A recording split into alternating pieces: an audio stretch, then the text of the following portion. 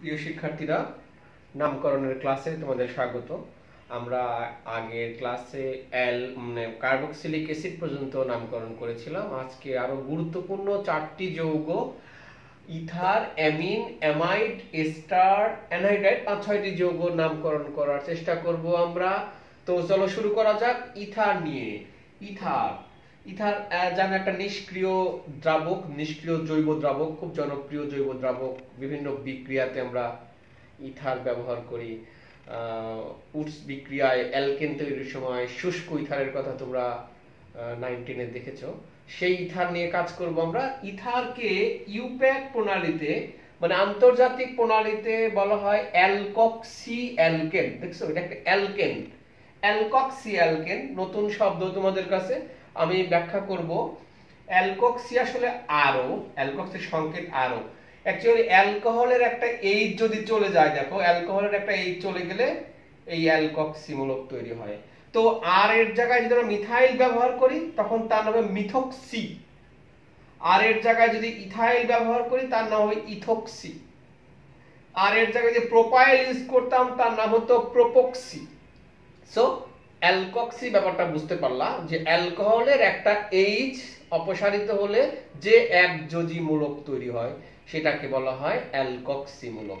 তো অ্যালকক্সি মূলকের যোজনী কত? 1। ওকে, নিয়ম দেখো। প্রধান, আমি উদাহরণ দিলে বেশি ক্লিয়ার হবে। প্রধান শিকলের অক্সিজেনের সাথে যুক্ত বড় অ্যালকাইল গ্রুপ থেকে অ্যালকেনের নাম নেওয়া হয়। ওই যে অ্যালকেন, অ্যালকেনের নাম নেওয়া হয় বড় গ্রুপ থেকে। আর অক্সিজেনের সাথে যুক্ত ছোট অ্যালকাইল গ্রুপটিকে অ্যালকক্সি বলা হয়। চলো সরাসরি আমরা উদাহরণে চলে যাই।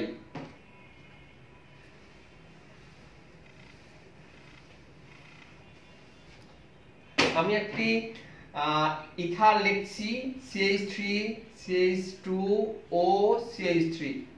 সো নিঃসন্দেহে ইথার, কারণ এখানে কার্যকারী মূলক, দেখো ইথারের কার্যকারী মূলক হচ্ছে এরকম লিখছিলাম আমি, ও এ পাশে আর এ পাশে আর, এটা হচ্ছে কার্যকারী মূলক। তো এইটা একটা আর, এইটা একটা আর, দুটো আর আছে এখানে।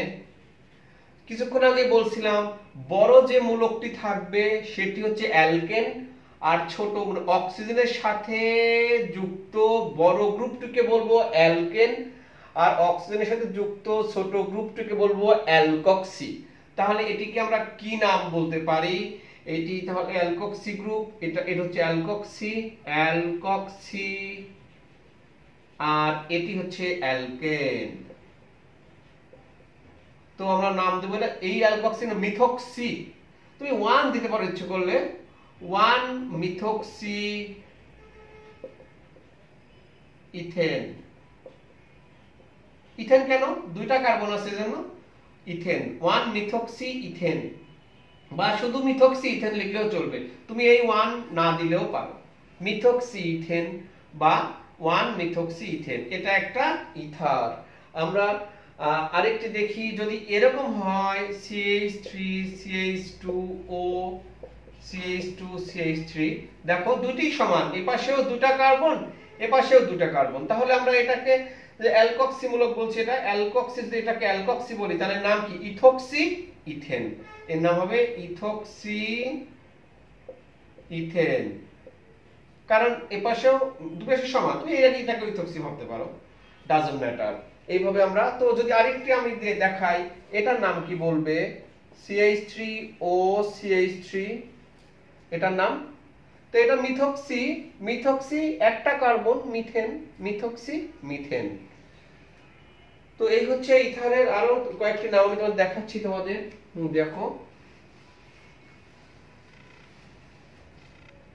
এটি হচ্ছে CH3 CHO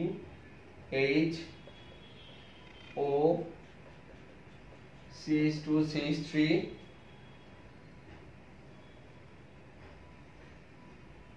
নেক্সট এখানে আছে CH3।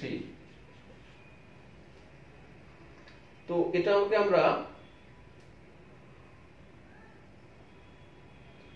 এটি 1 2 3, তো 1 2 3 যে পাশ থেকে গণনা শুরু করলে অ্যালকক্সিমূলক আগে পাওয়া যায়, সে পাশ থেকে শুরু করব।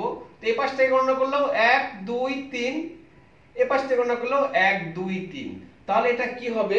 এটা হবে, দেখো 2 নম্বরে যে অ্যালকক্সি গ্রুপটা আছে এটা হচ্ছে ইথক্সি, 2 ইথক্সি, আর পুরো গ্রুপটার নাম হচ্ছে প্রোপেন। দেখো তিনটা কার্বন আছে, 2 ইথক্সি প্রোপেন। ভালো করে খেয়াল করো প্রিয় শিক্ষার্থীরা। তো আমরা দেখব অ্যালকক্সি মূলকটা যে কার্বনে যুক্ত আছে মানে সেটি আগে পাওয়া যায় কোন পাশ থেকে গণনা করলে, সে কাজ করতে গেছিলাম। এ পাশ থেকে গণনা করলেও 2 এ, এ পাশ থেকে গণনা করলেও 2 এ, যে কোনো এক পাশ থেকে যেতে পারো, 2 ইথক্সি প্রোপেন। আচ্ছা আরো দুই একটি দেখি আমরা। যেমন ধরো এখানে CH3 CH3 CH2 CHO CH2 CH3, এটা CH3। ব্যাস, এই হলো একটা ইথার। আমরা তাহলে কোন পাশ থেকে গণনা শুরু করব? কোন পাশ থেকে? এই পাশ থেকে যদি যাই তো অনেক দূরে পড়তেছে অ্যালকক্সি গ্রুপটা, এইটা এটার কাছে আছে অ্যালকক্সি গ্রুপ। তাহলে 1 2 3 4 5। এখানে আমরা আরেকটি শাখা দেখতে পাচ্ছি, 4 নাম্বার কার্বনে একটি মিথাইল মূলক আছে। তাহলে এখানে আমাদের বলতে হবে প্রথমে ইথক্সি, কারণ ইথক্সির ই আগে পাওয়া যাচ্ছে, 2 ইথক্সি 2 নাম্বার ইথক্সি আছে, 4 মিথাইল, আর মূল শিকলে মোট কয়টা কার্বন আছে? 5টা, পেন্টেন। 2 ইথক্সি 4 মিথাইল পেন্টেন, এই হচ্ছে আমাদের এটি একটি ইথার। তো এই ধরনের বাকি নামগুলো অনেকটা কাছাকাছি। প্রিয় শিক্ষার্থীরা তোমরা ইথারের নাম তাহলে আরো কয়েকটি এক্সারসাইজ থেকে প্র্যাকটিস করবে। প্রিয় শিক্ষার্থীরা আমরা এবার পড়ব অ্যামিন, একটি যৌগ, জৈব যৌগ অ্যামিন, সেটির আমরা নামকরণ করার চেষ্টা করব। দেখো অ্যামিনের কার্যকারী মূলক হচ্ছে NH2 কার্যকারী মূলক, এর সাথে আর থাকে, অ্যালকাইল মূলক থাকে। তো অ্যামিনকে ইউপ্যাক প্রণালীতে আমরা বলছি অ্যামিনো অ্যালকেন। লুক, ইথারকে বলেছিলাম অ্যালকক্সি অ্যালকেন, আর অ্যামিনকে বলছি হচ্ছে অ্যামিনো অ্যালকেন। আচ্ছা, এই অ্যামিনের নাম কিন্তু ইউপ্যাক নামের চেয়ে যে প্রচলিত বা সাধারণ প্রণালীতে যে নাম আছে সেটি বেশি জনপ্রিয়। মানে প্রশ্নপত্র বা সব জায়গাতে আমরা জেনারেল নামটা ইউজ করি, বাট তোমাদের কখনো জিজ্ঞেস করা হতে পারে যে এই অ্যামিনটার ইউপ্যাক নাম কি, সো আমাদেরকে শিখতে হবে ইউপ্যাক নামটা। তো এটা দেখতে পাচ্ছ CH3NH2 মিথাইল অ্যামিন, এটিকে আমরা সাধারণ প্রণালীতে নাম বলছি মিথাইল অ্যামিন, এটি তোমরা জানো। আর ইউপ্যাক নাম দেখো অ্যামিনো মিথেন। এই যে অ্যামিনো মূলকটা কোন অ্যালকেনের সঙ্গে যুক্ত আছে? মিথেনের সাথে, তো এর নাম হচ্ছে অ্যামিনো মিথেন। আর এখানে CH3 CH2NH2 ইথাইল অ্যামিন, কারণ অ্যামিনটা ইথাইল অ্যামিন, বাট এখানে অ্যামিনো মূলকটা কার সঙ্গে যুক্ত আছে? দেখো ইথাইলের সঙ্গে যুক্ত আছে, ইথাইল মূলক ইথেন, তাহলে অ্যামিনো ইথেন।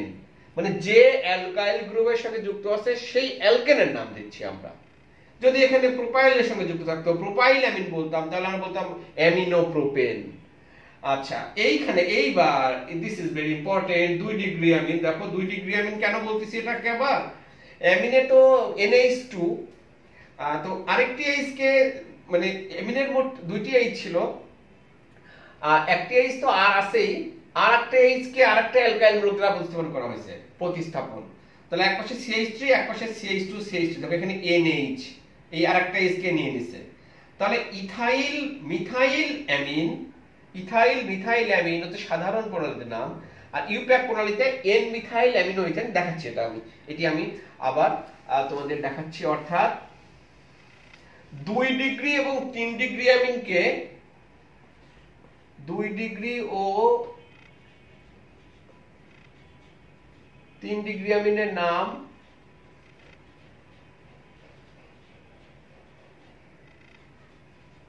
অ্যালকাইল অ্যামিন হিসাবে বলা হবে। যেমন ধরো আমি এটাই লিখেছিলাম,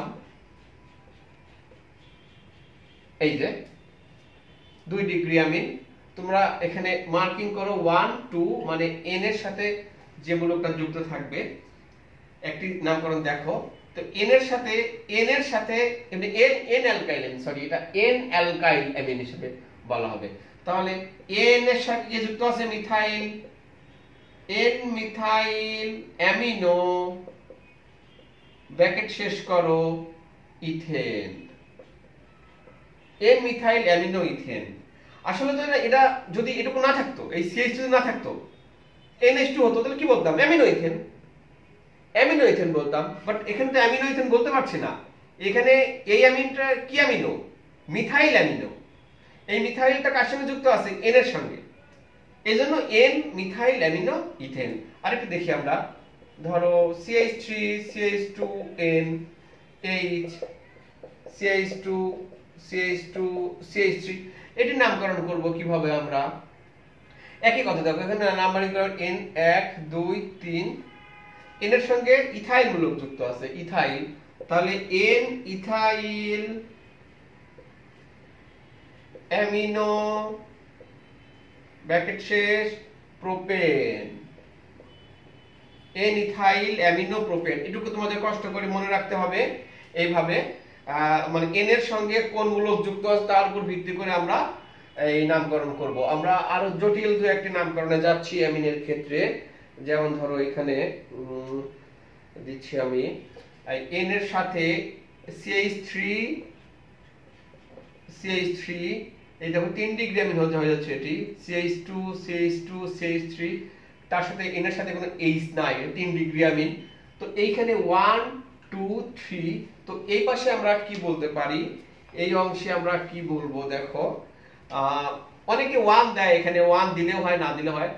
1 n ও n এর সাথে দুইটা মিথাইল আছে, n dimethyl amino, n dimethyl amino propane.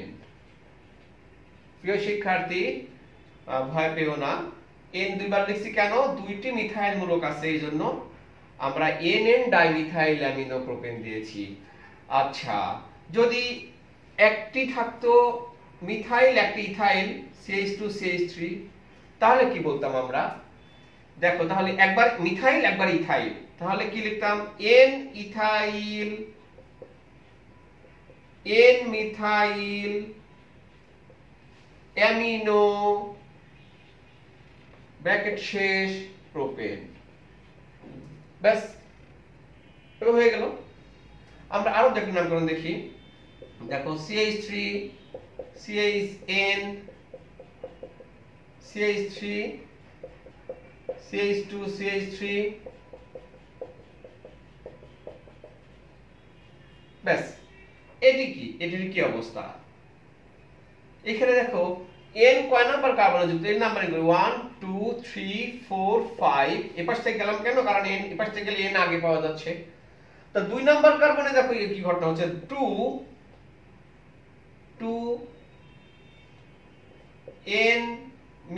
n ethyl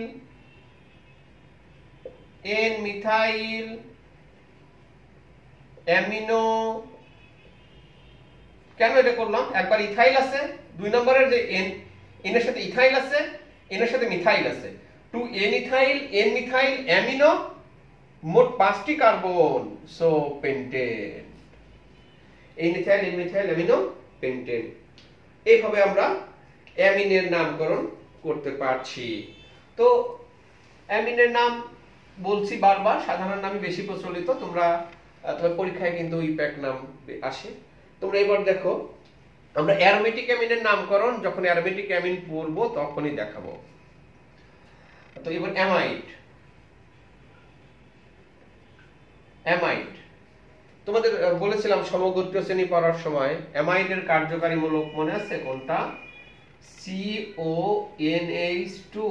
এটি হচ্ছে অ্যামাইডের কার্যকারী মূলক, বা এটার গাঠনিক সঙ্গে কিভাবে লিখেছিলাম আমরা? CONH।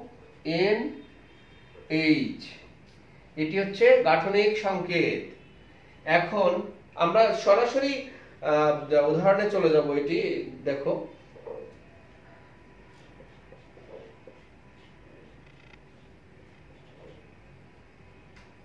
NH2,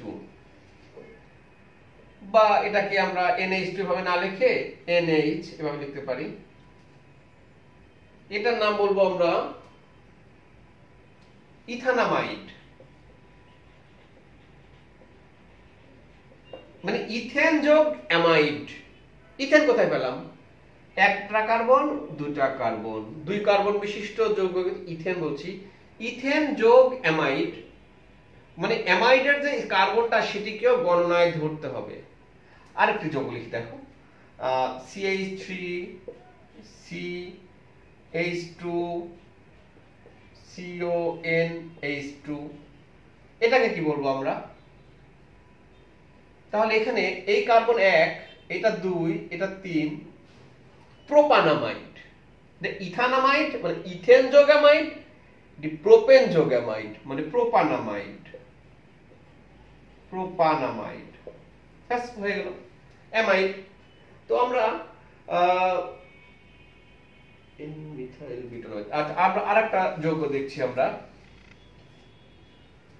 দেখো CH3 CH2 CO, এক পাশে মিথাইল এক পাশে H। Very good. আমরা এইটার নামকরণ করার চেষ্টা করব। তো তোমার ভয় লাগতে পারে যে এখানে আবার অ্যামাইডের NH2 H কোথায় গেল? H রিপ্লেস হইছে মিথাইল গুলো দ্বারা। তো নাম্বারিং করি আমরা 1 2 3 4। তাহলে এটা বিউটানামাইড, রাইট? বিউটানামাইড। কিন্তু শুধু বিউটানামাইড না, যদি এখানে H থাকতো তাহলে এটাকে প্লেন বিউটানামাইড বলতে পারতাম। তা বলতে পারছি না এখন এখানে N এর সাথে। তাহলে কি লিখবো আমরা? N methyl butanamide. বিউটানামাইড। আবার কিন্তু ভুলে আবার N মিথাইল অ্যামিনও লিখতে যাবে না। এই NH এর ফাংশন তো আমরা এখানে লিখছি একবার অ্যামাইড। সো এটার নামে N মিথাইল বিউটানামাইড, কোনো স্পেস হবে না, একটা না, N মিথাইল বিউটানামাইড। আচ্ছা স্টুডেন্টস, এখানে যদি এই H এর পরিবর্তে আরেকটি মিথাইল থাকতো, NN ডাইমিথাইল বিউটানামাইড নাম হয়ে যেত। NN dimethyl বিউটানামাইড। NN এখানে একটা ডাই হতো, ডাইমিথাইল বিউটানামাইড। সো আমরা তাহলে এইভাবে নামকরণ করতে পারছি অ্যামাইডের। তোমরা এই একই ধরনের নাম দিয়ে বেশি বেশি প্র্যাকটিস করবে। অ্যামাইডের পরে আমরা একটু পরে এস্টার দেখব।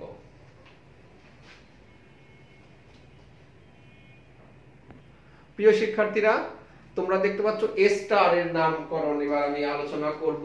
এস্টার, এস্টারকে ইউপ্যাক প্রণালীতে বলা হয় অ্যালকানোয়েট, নোয়েট, নোয়েট, কয়েট, এই ধরনের কথা। এবং সরি, অ্যালকোহল এবং জৈব অ্যাসিডের বিক্রিয়ায় মানে উত্তপ্ত করলে আমরা এস্টার পাই। অ্যালকোহল আর জৈব অ্যাসিডকে, জৈব অ্যাসিড ফ্যাটি অ্যাসিড। তাহলে এস্টারের মধ্যে দুটো অংশ থাকে। তোমরা এস্টার তো তোমরা চেনো, যে এখন আমের মৌসুম, আমের যে মিষ্টি গন্ধ বা যে কোনো ফলের যে মিষ্টি গন্ধ, এটি কিন্তু এস্টারের জন্য হয়ে থাকে। পাকা ফলের মিষ্টি গন্ধ, এটা হচ্ছে এস্টারের জন্য। এনিওয়ে, তো এস্টারের দুটো অংশ থাকবে, একটা অ্যালকোহল থেকে আর একটা হচ্ছে জৈব অ্যাসিড থেকে। তো অ্যালকোহল থেকে যে অংশটা পাবো সেটা হচ্ছে অ্যালকাইল অংশ বলবো, অ্যালকাইল। আর মানে যে হাইড্রোকার্বনের অ্যাসিড অংশটা হচ্ছে তোমার এই যে এই অ্যাসিড অংশের নামে শেষেই নয়েট যোগ করব। আমরা এক্সাম্পলে গেলে তোমাদের ব্যাপারটি খুব ক্লিয়ার হবে। তো চলো আমরা এক্সাম্পল দেখাই আগে। এটা যেমন ধরো CH3, ও এস্টারের কার্যকারীমূলক কি মনে আছে? COOR। এটা হচ্ছে এস্টারের কার্যকারীমূলক, COOR কার্যকারীমূলক। তারপরে COO আগে থেকেই আছে। তো দেখো এইখানে CH3C, এটুকু আগে থেকেই আছে, আর সাথে ব্যাস মিলায়নি, একটু কার্যকারীমূলকের সঙ্গে মিলায়নি। এই দেখো CH3 মানে এটা হচ্ছে R, এটা হচ্ছে R, আর সিও, এই সিওও অর্থাৎ এইটুকু মানে হচ্ছে এই দেখো এইটুকু, এইটুকু, তারপরে একটা টান আছে, এই যে এই টানটা, এটা মানে আরেকটা অ্যালকাইল মূলককে ধরতেছে। তাহলে কোনটা কাকে বলতেছি? এই যে এইটুকু হচ্ছে অ্যালকাইল মূলক, মানে এটা হচ্ছে মিথাইল,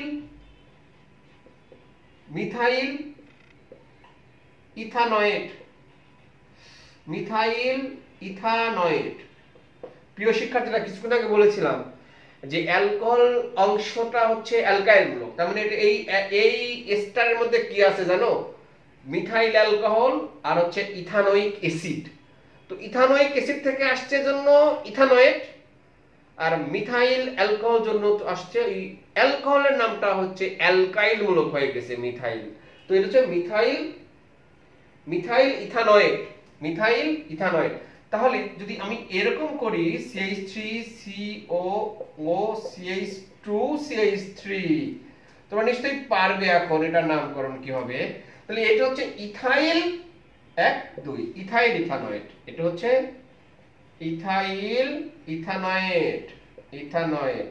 এই যে COR এই যে, আর এটা হচ্ছে এইটা, এটা, তারপর বাকি অংশটা এটা ইথাইল ইথানয়েট।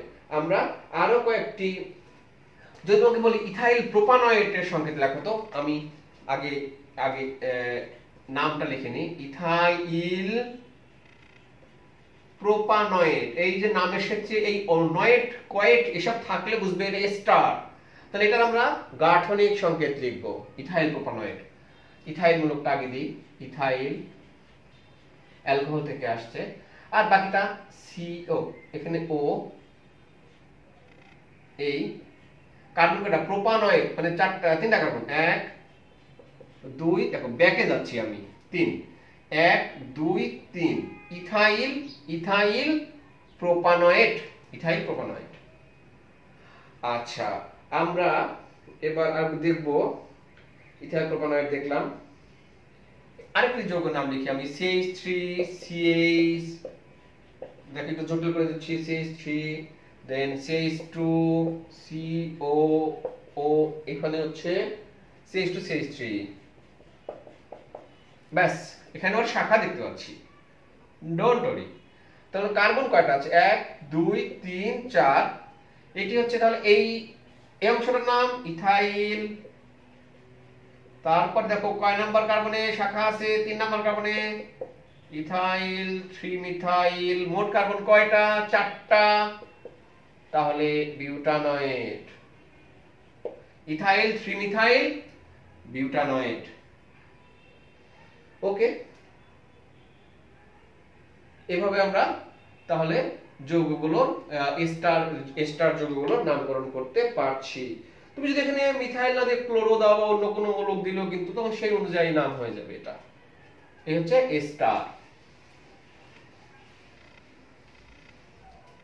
তো প্রিয় শিক্ষার্থীরা, আমাদের সম্ভবত অ্যানহাইড্রাইডের নাম বাকি আছে, দেখছি সেটা।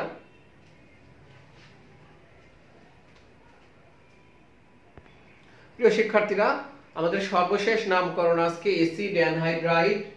অ্যাসিড, দেখছো অ্যাসিড কথাটি বলেছি কারণ অ্যানহাইড্রাইড অংশটা হচ্ছে অ্যাসিড থেকে আসে।